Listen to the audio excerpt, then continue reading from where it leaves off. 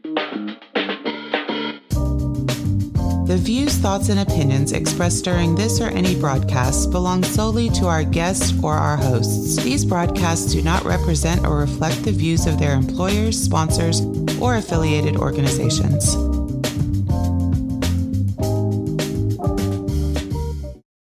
Welcome to the Flipboard EDU podcast with your host, William Jeffrey, where we collaborate, communicate, and educate with the greatest educators in the world on Flipboard. Let's start the show.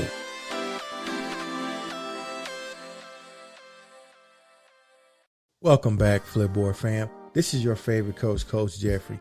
And in this episode of Flipboard EDU podcast, we speak with Dr. Sarah Thomas and examine the impact of EduMatch on the modern personal learning network. EduMatch, which was started by Dr. Thomas as a conversation with Rafronz Davis, has grown into an edupreneurial force over the last 5 years, already publishing up to 50 books from its inception by dedicated rockstar teachers to growing a slew of educational podcast hosts that are thriving in educational shows. Dr. Thomas is known for her welcoming demeanor and her passion for teaching and learning. Let's communicate, collaborate, and educate with the best educators in the world right here on Flipboard EDU podcast.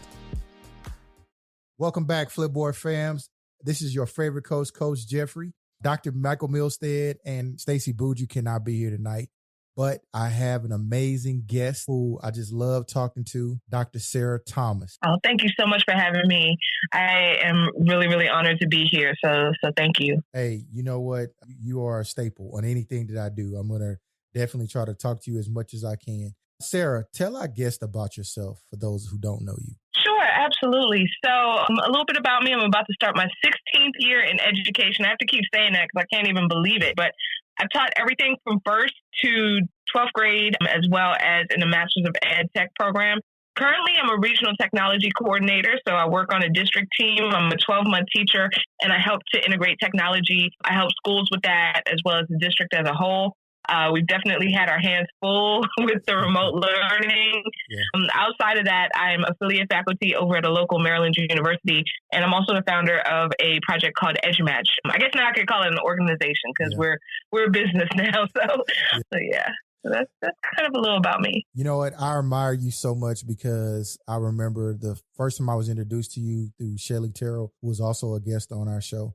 And I didn't realize that there were so many amazing educators out there.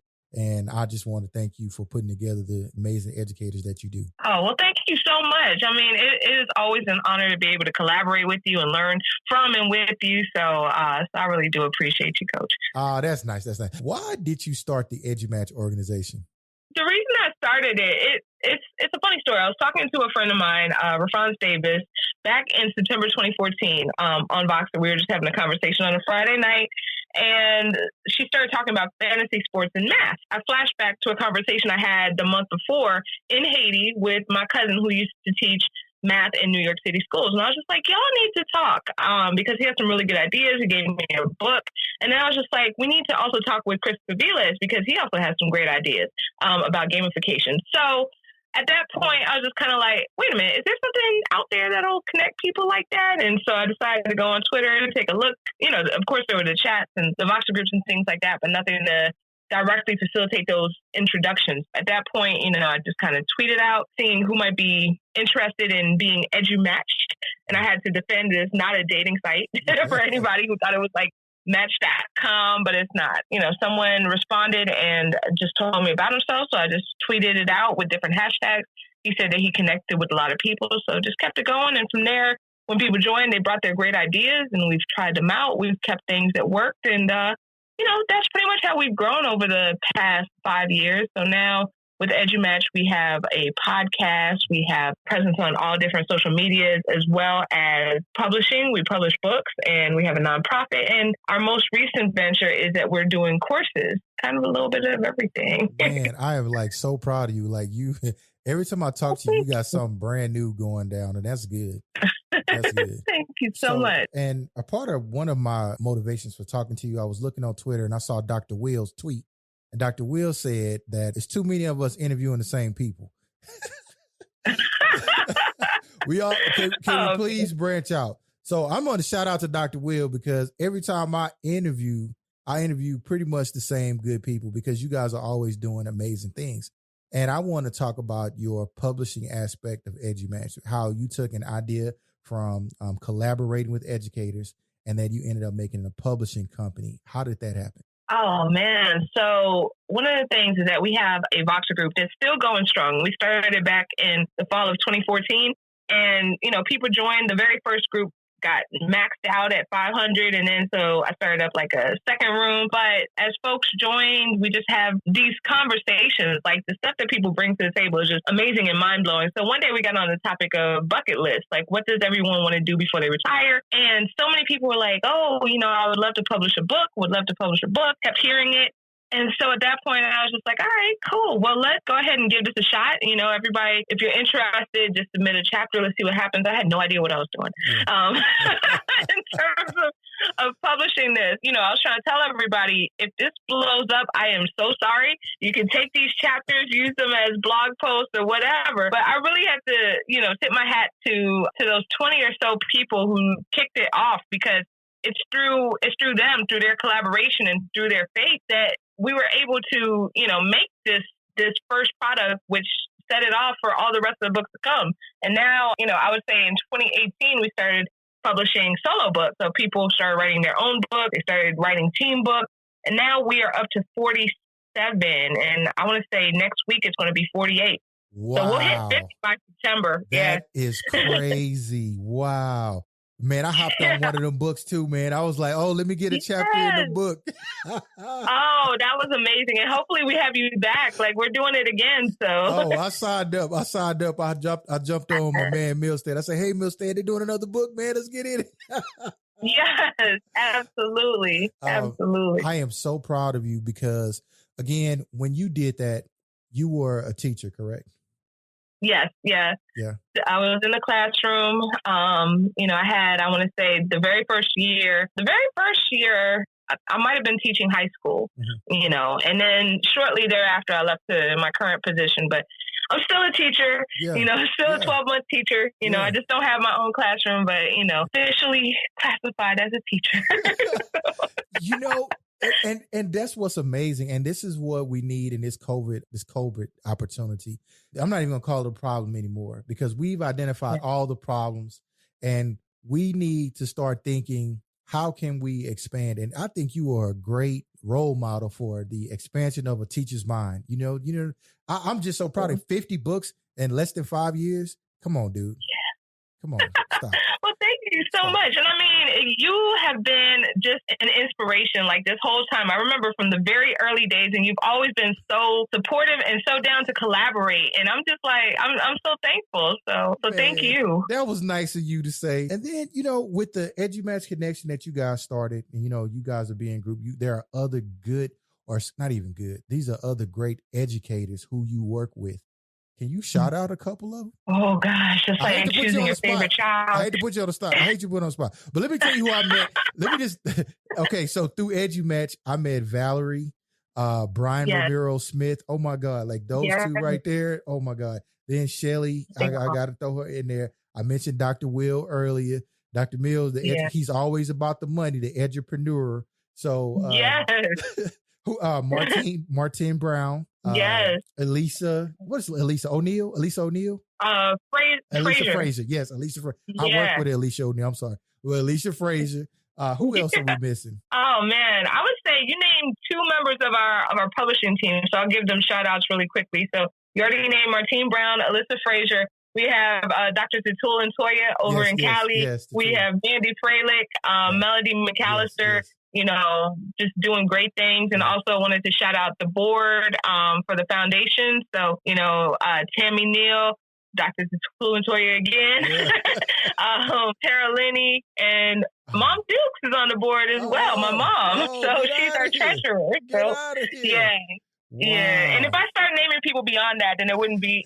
I would be here all day. Yeah, so I hate to throw you under the bus, but one of the tenets of this podcast is we talk about the 4 C's. It's really 8 C's, but we talk about the 4 C's: creativity, communication, collaboration, and critical thinking. And the collaboration piece is so important to me during this time where we have the an expanded opportunity to do so.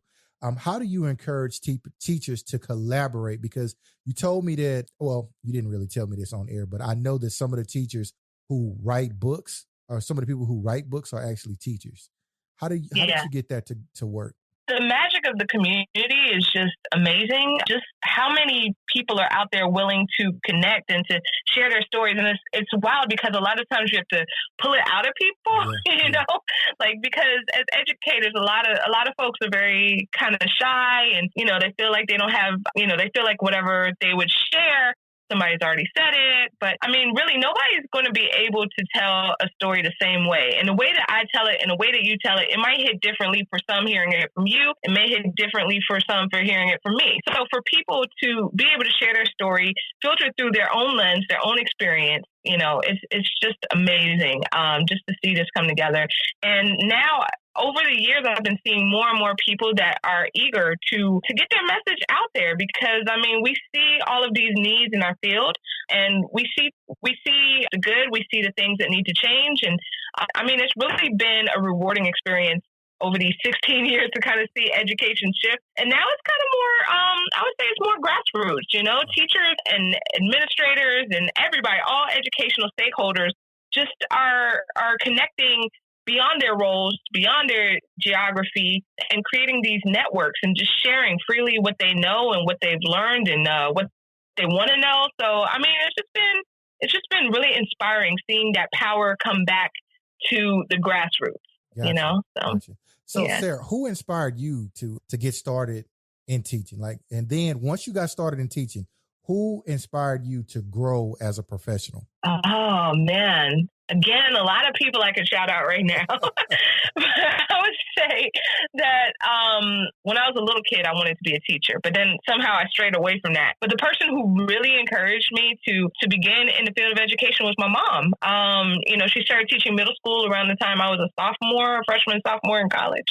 And I started coming down, help her setting up her class. And I was just like, this is where I want to be. I have all of my credits done in my major field, but, you know, let me see if there's a way for me in. And luckily there was. So, you know, my whole family, I have to give a huge shout out to them, because the journey was not always easy. I know the first few years I almost did not make it, but they were there for me the entire time, encouraging me, pushing me, you know, and it's from them that I learned a lot, you know, just by watching them, you know, with their various projects that they had when I was a kid, just kind of picking up things here and there. So our kids are watching us, you know, I'm a testament to that. You're one of the kids that was watching, huh? Yeah, absolutely. Well, so now that you're a teacher, you got a lot of support.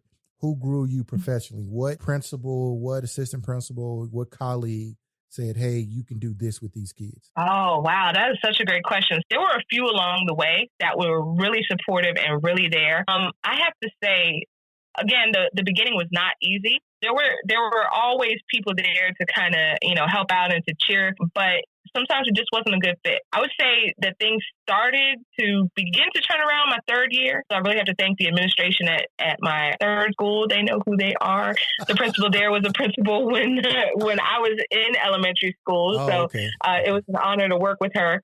And then after that, I went to another school, and the principal there was definitely a multiplier. And she was just like, okay, you know, I trust you to make the decisions. And I got to put a lot of my energy into thriving, not just surviving. You know, I wasn't constantly watching my back, afraid to do something and mess up and get caught. I was actually seeking out ways to grow and to learn and to try new things for my students, with my students, from my students, you know, all of those different things. And then after that, I went to one more school, and the principal there was also phenomenal. All of my colleagues were phenomenal. It's a lot about that empowering culture, you know, and climate of the school. Yeah. And it's something that I heard you say, because I can share the story with you.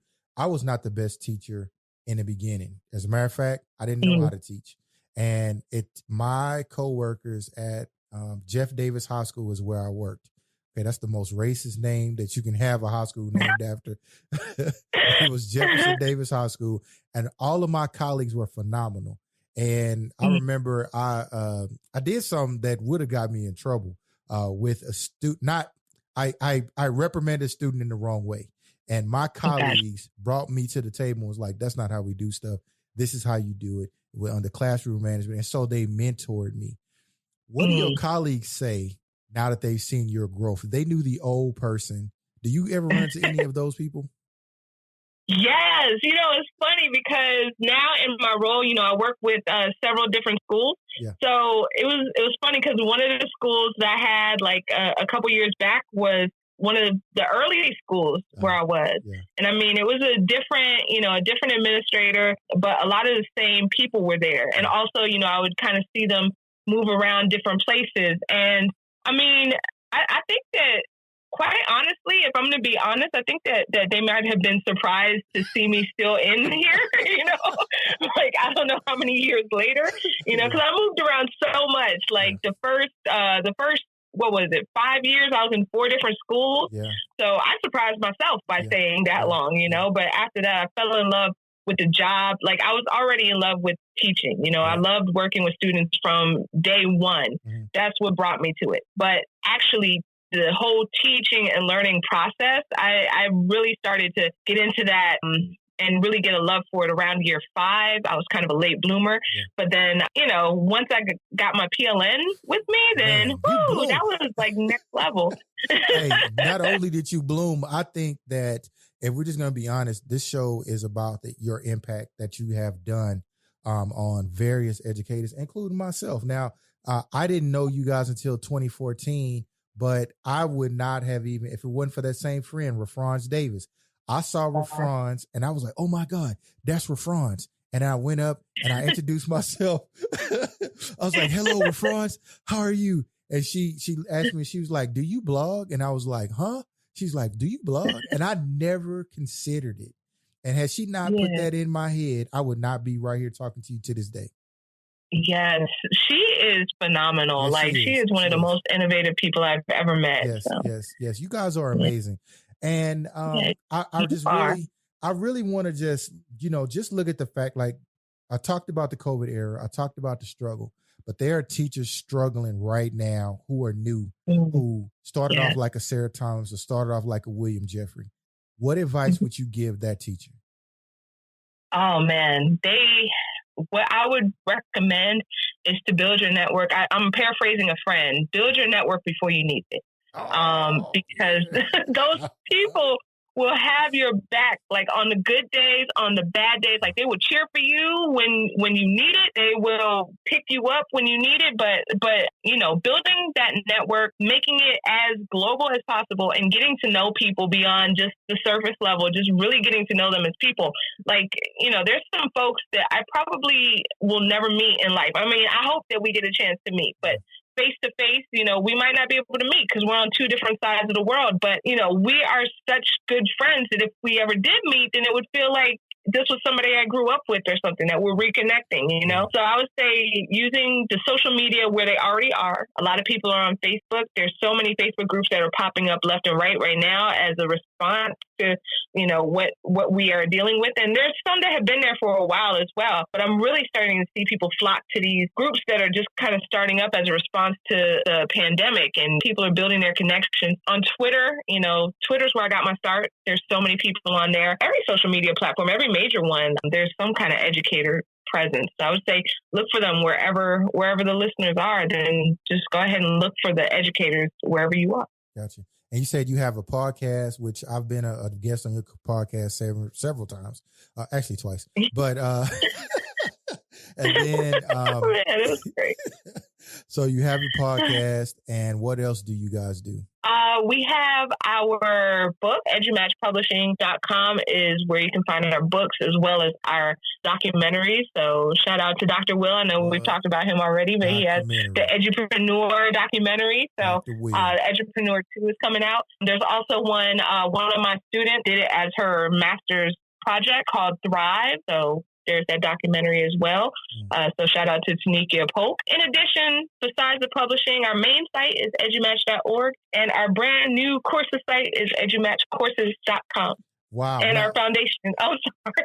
No problem. I jumped in too early. My bad. Go ahead. No, my bad. Because I forgot about this one. So edumatchfoundation.org is our nonprofit. So that's currently in soft launch. Let me go to your courses. Dr. Thomas, what would I learn in an EduMatch course? Okay. So what we are trying to do, we're trying to run them in parallel with the publishing, but also branch out a little bit. I know I'm dropping like courses left and right in there just to kind of, build up the database so that people, can have something when they actually go there. But right now there's a flagship course on podcasting. So kind of taking people, it's geared towards educators. Yeah. So just from start to finish. In addition, there are a couple of mini courses on there. One of them is free and it will stay forever free. It's Investing 101, geared towards educators because it's made such a difference in my life. So I want to make sure that everybody has access to that information so they can get started stacking their coin. And then the second one is free for a limited time, and that is social media for content creators. So different ways to leverage Facebook, Instagram, things like that. Man, that's so deep. One day I'm going to get the Rick James Cold-Blooded.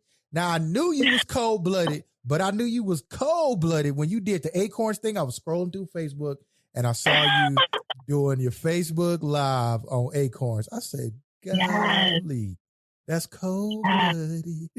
Oh, thank you. Yeah, that's all part of the course. So it's all based around that one Facebook video with some added content to it. Yeah. Hey, that's deep, and we need that. I mean, we need that because educators have an end, and we spend a lot of time in the work so much where some of us are not paying attention to the end that's approaching.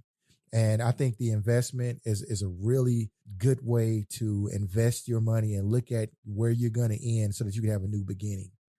I think there are some of us who don't get to that point. Yeah, I love that. A new way to end so you have a new beginning. That is very deep. Well, thank you. Well, speaking of deep, I just really appreciate you. And I want to thank you. Our time is about up, Dr. Thomas. You're such an amazing person, so welcoming, and just a lovely person to talk to. Well, thank you so much. And same to you, Coach. It's always great chatting with you. And I know I'm calling you Coach, even though you have changed positions, but I feel like I'm always going to call you Coach just because that's what I've been used to. But you're always coaching people up. So thank you for everything that you do. Thank you so much. And I'm going to keep being a coach. I mean, you know what? I don't care if I become a superintendent. I'm just going to be a coach. Well, I want to thank you again for taking the time to be on our show, and you have a great day. All right. Thank you so much. You too.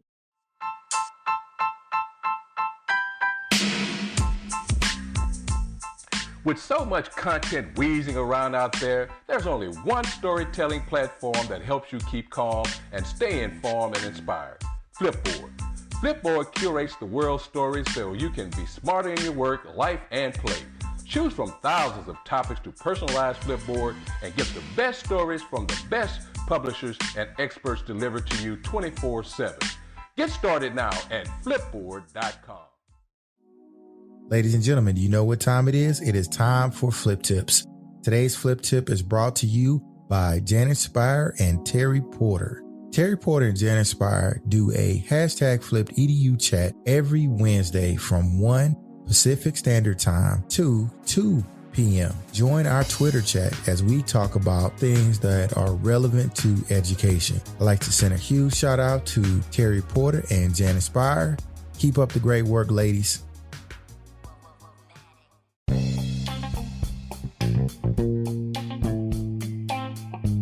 Subscribe to our Flipboard EDU podcast magazine.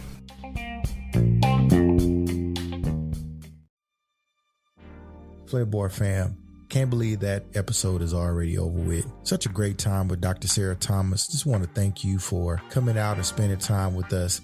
I really appreciate it. On our next episode, we will have Dr. Michael Moody, where we will be talking about equity right before school starts. I want to thank you. Hope that you tune in for our next episode on Flipboard EDU Podcast.